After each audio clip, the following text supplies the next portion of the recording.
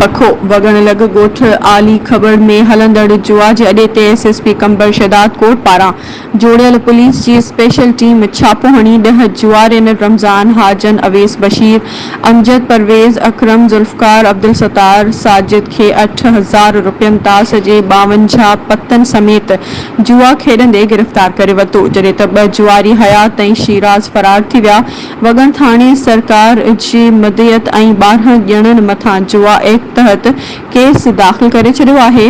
राब्तो करण ते एसएचओ वगण सादिक अली अब्बासी ॿुधायो त एसएसपी कंबर शहदाद कोट डॉक्टर सुमेर नूर चनो जो जोड़ियल स्पेशल टीम ऐं वगण पुलिस गॾिजी ॻोठ आली खबर में कामयाब कार्रवाई कंदे जुआ जे हलंदड़ अॾे ते छापो हंयो वियो जितां 10 जुआरी गिरफ़्तार करे मथनि जुआ एक्ट तहत केस दाख़िल करे छॾियो आहे।